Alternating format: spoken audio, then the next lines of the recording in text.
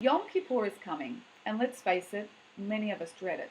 We're counting the hours till we can eat again, we're flicking through the siddur to see how many pages left, and the whole thing really becomes a type of suffering that we just endure to get through it because that's what you do.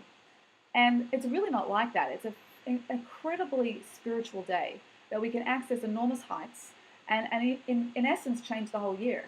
So let's talk about some things that might help us reconnect in a different way to this day as we've experienced it in the past. On Yom Kippur, your lowest self, the Gemara says, is not free to attack. It means that we're living in a transcendent zone where our higher self can express itself. It's an incredibly lofty day.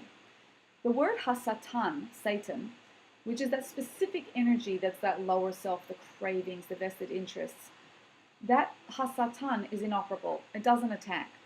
The word Hasatan, the gematria numerical value, is 364. So being that there are 365 days in the year, there's only one day of the year that the Hasatan is not operating, and that's Yom Kippur. So how do we connect to Yom Kippur correctly and disconnect from the body so that we can experience ourselves in a whole new way? We have to observe the day both practically and then also do the inner work, the work of prayer, the work of tshuva, refinement, correction. And between the two things, it allows us to be liberated and to experience our essence. So practically with the body, there are 5 specific areas, halachas, Jewish law, that we have to do to keep the day in the correct way, which provides a structure to allow the soul to become elevated and to be free. What are these 5 halachas? The 5 halachas are you can't eat and drink, you can't wash the body, can't anoint the body with any creams or anything, you can't have marital intimacy, and you have to step out of leather shoes. You're not allowed to wear leather shoes. These 5 things on Yom Kippur are a stepping out of one level of the soul for each one. There are 5 levels of our soul, and each halacha corresponds to a level of the soul that we're releasing from our body, so to speak, so that on the day of Yom Kippur, we're not distracted at all by anything physical, and we're able to be completely connected to God and connected to our own essence, and from that experience, build the rest of the year from that feeling.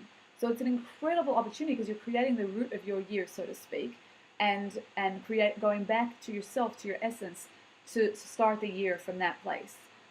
So this is a phenomenal idea. We're so trapped in our body, though, that we forget to do this, and we forget we even have a soul, and we're so identified with our body that we do all these halachas, all these laws, and then we still worry even more about the body. So we're missing an opportunity here, an incredible opportunity. Paralleling this on Yom Kippur are the 5 services. Notice in the same number 5 again. We have Kol Nidre, which is connected to Mariv. It's the same service.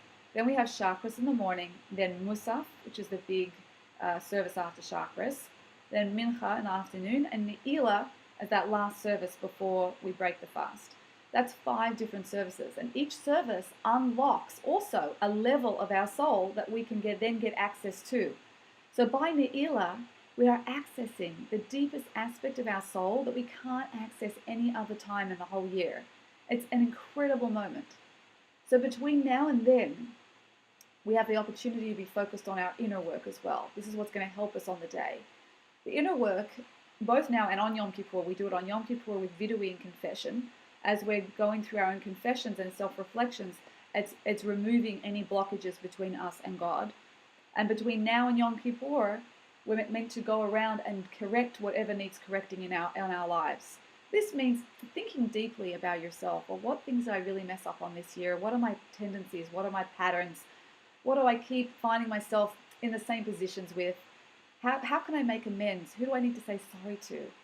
Who am I bearing a grudge with? You know that feeling where you just feel a bit distant from someone? That's like a grudge. Who do I have that about? How much money have I lent from people I need to return loans from? Who do I need to return objects that I borrowed from? These are all the things right now in this time, the next 5 days, that we're running around busy trying to think about and actually do. It says also, I heard an interesting idea that there's a Yetzer Hara in this time to run around and do lots of chesed. Makes you think you're being very righteous, like go around and do lots of good deeds, lots of helpful things for other people, which is a lovely mitzvah. But it distracts you from actually doing the real mitzvah right now, which is to do tshuva, which is to reflect on yourself and look at what needs correcting, so that we end up running around doing all these good deeds for other people and end up just being distracted from our own self. So between now and then, the focus is on ourselves and what we need to correct, and by doing this, we remove the blockages between us and Hashem, so that on Yom Kippur, on the big day, we can experience our essence to its fullest, our real essence that's beyond our bodies, and we can build the year, as we mentioned before, on that feeling. So may Hashem bless us for a sweet year, and may we meet ourselves in a new way this Yom Kippur. I look forward to seeing you all at Seoul tomorrow, a Tuesday night, 7:30. I have some great speakers this week. Jackie Biton, I think, is coming, and hope to see you then. Bye.